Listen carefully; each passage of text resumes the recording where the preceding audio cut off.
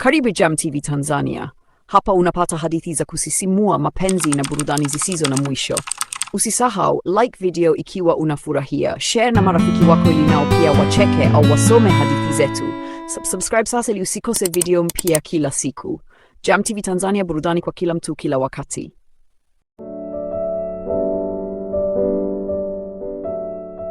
Ukumbi ule ulitulia kwa sekunde kadhaa. Kila mtu alimtazama Victor kwa mshangao. Amani alishindwa kuamini macho yake. Victor, wewe ndiye ulikuwa nyuma ya haya yote? Victor alicheka kwa sauti ya chini. Ndiyo Amani, nilikuwa nyuma ya kila kitu. Zawadi alisogea mbele akiwa na hasira. Kwa nini? Tumekukosea nini? Victor alitabasamu kwa uchungu. Miaka mingi iliyopita, familia zenu zilinivunja. Baba yako na baba wa Amani walishirikiana kunyang'anya kampuni yangu. Nilipoteza kila kitu. Niliapa siku moja nitalipa kisasi. Mzee Juma, baba yake Zawadi, aliyekuwa amefuatana na polisi baada ya kupewa taarifa na Daniel, alishtuka. Victor, nilijua ulikuwa umeondoka nchini. Victor akageuka kwake. Niliondoka ili nijenge nguvu. Niliporudi niligundua kitu kimoja: udhaifu mkubwa wa binadamu ni tamaa ya mapenzi na pesa. Akamwangalia Sabrina. Nilimtumia Sabrina kumvuta Amani kwenye mtego. Sabrina akainamisha kichwa kwa aibu. Nilifanya kosa kubwa. Victor akaendelea. Nilijua Amani alikuwa na tamaa ya wanawake wengine. Nilijua angeanguka kirahisi, lakini sikutarajia Zawadi angekuwa na nguvu kiasi hiki. Amani aliumia kusikia hayo. Alikumbuka jinsi tamaa yake ilivyomfanya karibu apoteze kila kitu. Daniel akasogea mbele. Victor, mchezo wako umeisha. Ushahidi wote umerekodiwa. Victor alicheka. Mnafikiria ushahidi huo utanisaidia? Ghafla walinzi wake walitoa silaha na kuzunguka ukumbi, lakini kabla hawajafanya chochote, sauti ya vingora vya polisi ilisikika nje. Victor akabadilika uso. Haiwezekani, Daniel akasema. Nilijua ungejaribu kutoroka, ndiyo maana nilishirikiana na polisi tangu mwanzo. Baada ya muda mfupi, Victor na watu wake walikamatwa. Sabrina naye alikubali makosa yake na kuomba msamaha kwa Amani na Zawadi. Miezi kadhaa baadaye, Amani alibadilika kabisa. Alijifunza kwamba pesa, tamaa na kiburi vinaweza kumfanya mtu apoteze kitu cha thamani zaidi. Siku moja alikutana na Zawadi. Najua nilikukosea, huenda sitabadilisha yaliyopita, lakini nimebadilika. Zawadi alimtazama kwa utulivu. Msamaha ni mwanzo, lakini uaminifu ndio hujenga maisha mapya. Walitabasamu, lakini wakati walidhani kila kitu kimeisha, simu ya Daniel iliita. Aliposikiliza ujumbe huo, uso wake ukabadilika. Ujumbe ulikuwa mfupi. Victor hakufanya kazi peke yake, kuna mtu mkubwa zaidi aliyekuwa nyuma yake. Daniel aliangalia simu yake kwa mshangao. Ujumbe ule ulikuwa mfupi lakini uliogopesha. Victor hakuwa mwisho wa mchezo, tafuta mtu aliyekuwa akimpa maagizo. Amani na Zawadi waliona mabadiliko ya uso wa Daniel. Kuna nini? Amani akauliza. Daniel akawatazama kwa uzito. Nilidhani tumemaliza kila kitu, lakini kuna mtu mwingine aliyekuwa akiongoza. Victor. Zawadi alishtuka. Kwa hiyo bado tuko hatarini? Daniel hakujibu mara moja. Ndio, kwa sababu mtu huyu amekuwa akitufuatilia kwa muda mrefu. Wakati huo huo gerezani, Victor alikuwa amekaa kimya kwenye chumba chake. Alionekana mwenye kujiamini, kana kwamba bado alikuwa na mpango. Askari alipomletea barua, Victor alifungua taratibu. Ndani kulikuwa na ujumbe mmoja tu: umeshindwa, sasa ni zamu yangu. Victor alipoona jina lililoandikwa chini, uso wake ulibadilika kwa hofu. Mwisho umefika, alinong'ona. Kesho yake Amani, Zawadi na Daniel walikutana ili kupanga hatua inayofuata. Daniel akaweka faili mezani. Huyu ndiye mtu tunayemtafuta. Ndani ya faili kulikuwa na picha ya mwanaume mwenye mamlaka anayejulikana katika ulimwengu wa biashara. Jina lake lilikuwa Richard. Amani alishika picha ile. Richard? Huyu ni mshauri wa zamani wa kampuni ya familia yangu. Daniel akatikisa kichwa. Ndio, na ndiye aliyekuwa akimpa Victor taarifa zote kuhusu familia zenu.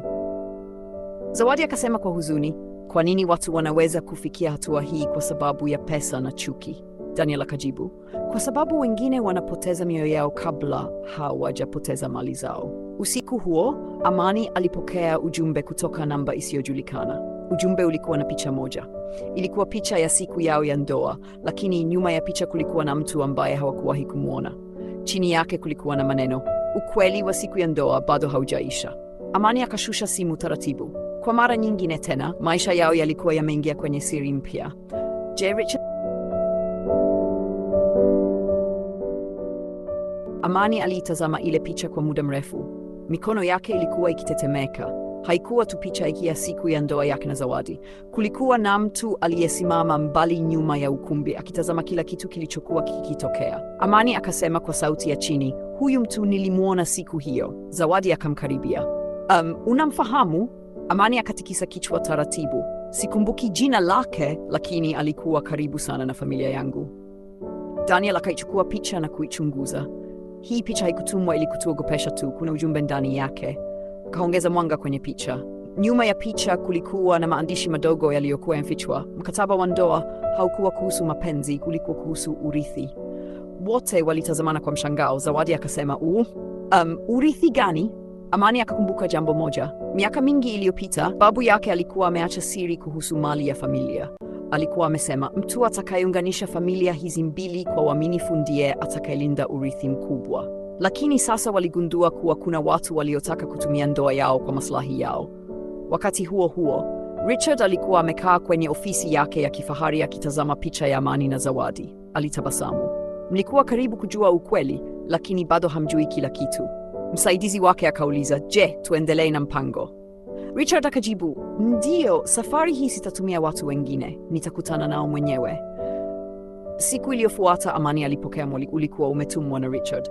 Njoo ofisini kwangu, kuna ukweli kuhusu familia yako na siku ya ndoa ambao unastahili kujua. Amani alitaka kwenda peke yake, lakini Zawadi alimzuia.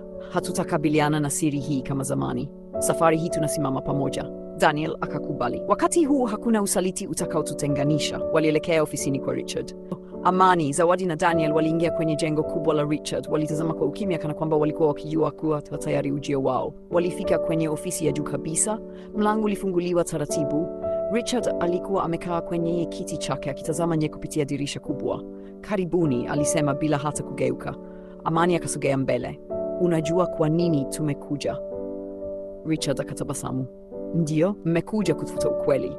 Zawadi akauliza kwa hasira, kwa nini uliharibu maisha yetu? Richard akasimama taratibu. Kwa sababu nilijua kitu ambacho nyinyi hamkujua. Akaweka faili mezani. Hii ndiyo sababu ya vita vyote. Amani alifungua faili. Ndani kulikuwa na nyaraka za familia. Macho yake yakapanuka. Hii haiwezekani. Zawadi akachukua karatasi moja. Ilikuwa ni hati iliyosema kuwa kampuni kubwa ya familia zao ilikuwa imeandikwa kwa majina ya wawili tangu zamani. Richard akasema, familia zenu zilikuwa zimeahidi kuunganisha mali hizo kupitia ndoa yenu. Lakini kulikuwa na tatizo moja, nilikuwa najua mmoja wenu angeharibu kila kitu. Amani akainamisha kichwa. Alijua alikuwa akizungumzia usaliti wake. Richard akaendelea, nilitumia udhaifu wa Amani, tamaa ya Sabrina na hasira za Victor ili kuleta vurugu. Daniel akakasirika. Kwa hiyo ulikuwa unatazama watu wakiumia kwa ajili ya mali? Richard akajibu kwa utulivu, katika dunia hii mwenye akili ndiye anayeshinda. Lakini ghafla, mlango wa ofisi ulifunguliwa. Mtu mmoja aliingia, kila mtu akageuka. Ilikuwa ni Mzee Juma, baba yake Zawadi. Zawadi akashangaa, baba. Mzee Juma akasema, Richard hajawaambia ukweli wote. Ukumbi ukawa kimya. Amani akamuuliza, ni ukweli gani? Mzee Juma akavuta pumzi ndefu. Urithi huo haukuwa wa mali pekee. Akamtazama Amani na Zawadi. Ulikuwa na siri kubwa zaidi kuhusu damu na familia zenu. Wote wakabaki kimya. Je, Amani na Zawadi wana uhusiano gani wa kweli? Na siri gani imefichwa kwa miaka mingi? Itaendelea. Episode inayofuata itakuwa ya kusisimua zaidi, yenye drama kali, siri mpya na matukio ambayo hukutarajia. Usikose kuungana nasi kwenye episode ijayo. Jam TV Tanzania inakuletea burudani isiyo na mwisho. Like ikiwa unafurahia, share na marafiki, subscribe sasa ili usikose video mpya. Jam TV Tanzania, hadithi na burudani kwa kila mtu.